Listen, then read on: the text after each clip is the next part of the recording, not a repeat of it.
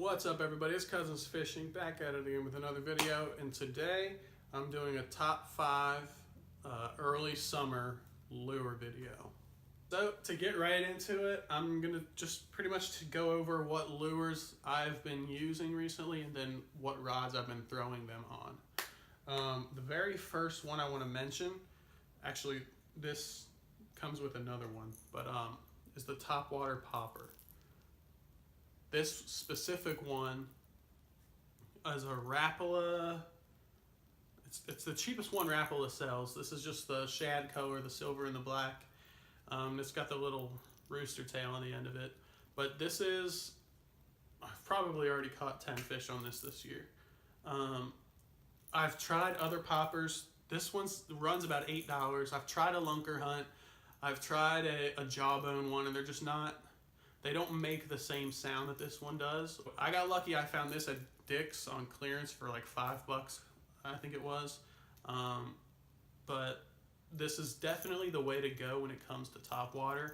And what goes along with this actually is the frog. During this time of the year, the grass and the moss and all the junk that's in the water is going to start to come up and come to the surface. I've already seen it happen in local ponds. And a frog is definitely the way to go when you're doing that. And for this topwater popper, I recommend throwing it on mono, somewhere between 12 and 18 pound test maybe. And you also want to use more of a flimsy rod, because you don't have to set the hook so hard to get these treble hooks to drive into the fish. All you have to do is just set the hook, you know, at a medium pace. But yeah, because they're treble hooks, you don't need a really heavy duty rod to really drive the hook in like you do with a frog.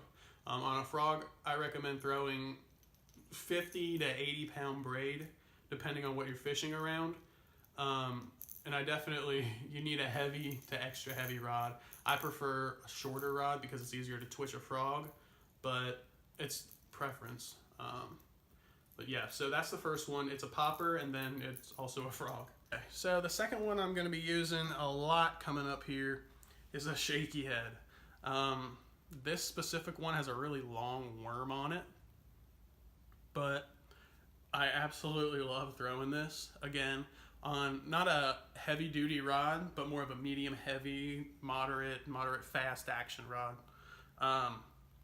You want something that'll really be able to get this out there, but then you also want something with kind of a sensitive tip to twitch this along the bottom. You don't really need to throw it on spinning gear. A lot of people think that you can only throw this on a spinning rod just because it's a worm.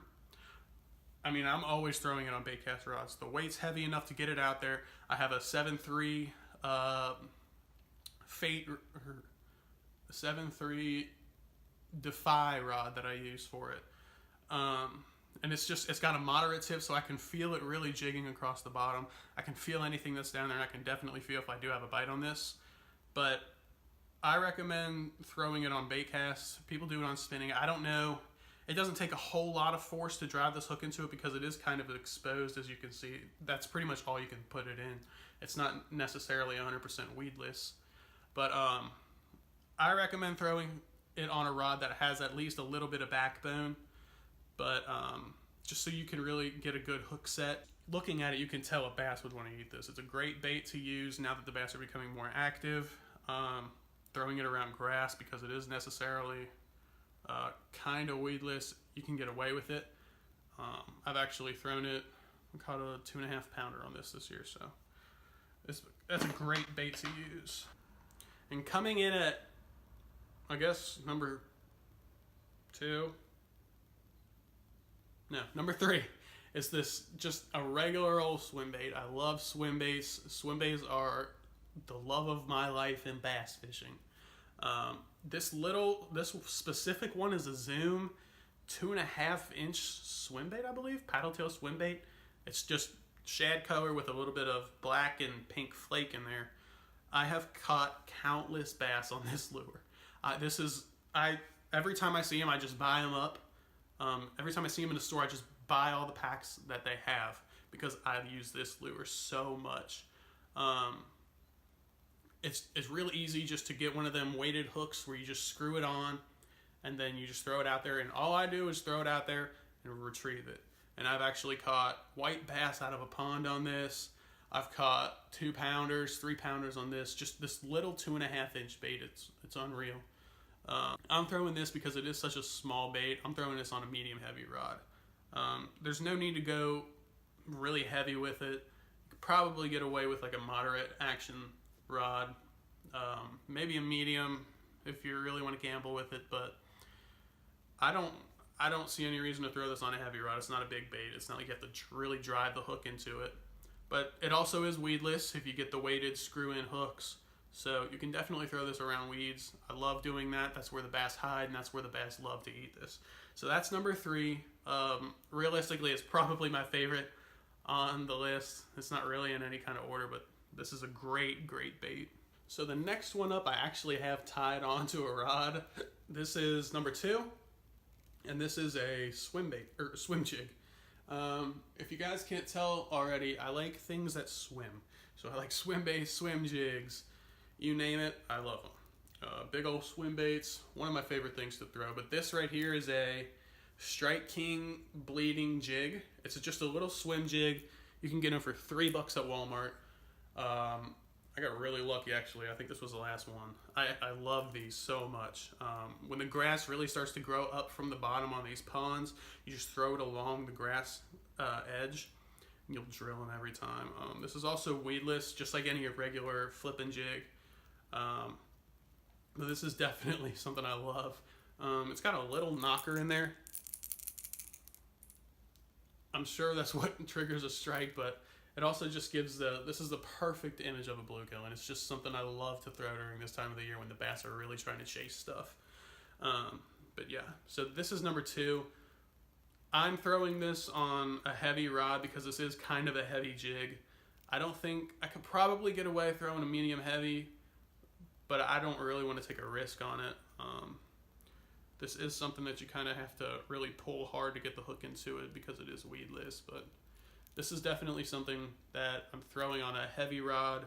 I only got 40-pound braid and a 20-pound leader, so it's not like the fish is going to be able to tell, but still, I like to just be safe and play it safe and throw a heavier jig on a heavier rod. And last but not least, we have one of the best baits pretty much year-round, but something I definitely love to throw right now. It's just a little flipping jig, just a little jig that you can throw pretty much in anything. This specific one is just a Booyah. I think they call it a flipping bug, but it's also got a little Paca chunk trailer on the back of it. Nothing special. It's just a really small presentation that pretty much any bass is going to eat. I know people think big baits equal big fish. I'm a believer that small baits equal big fish. I can pretty much flip this into anything I'm trying to flip into, and it'll come out fine. This is what I'm throwing. I'm throwing it on because this is a 3/16 ounce jig, it's so small, I'm throwing it on a medium heavy 7-foot speed stick. And I mean, I can launch this thing with the reel I got on here, but I got 30-pound braid on there as well, 15-pound fluoro leader, just so I can get this. It's not such a heavy jig, and it's not something so big that I need to actually flip it into like a freaking tree. This is just something you'll toss into like a cattail maybe, or something small that you don't really have to try to really pull something out of. That's it. So let me know what you guys think. Let me know if you're throwing something different, if you're having a lot of luck on something, strange, something you don't think you would have a lot of luck on. For me, that probably would be the popper. That's all I got for you. Let me know what your top 5 are. Let me know if you agree with mine. Let me know if you think I'm crazy. So let me know what you guys think. And as always, please like, comment, and subscribe.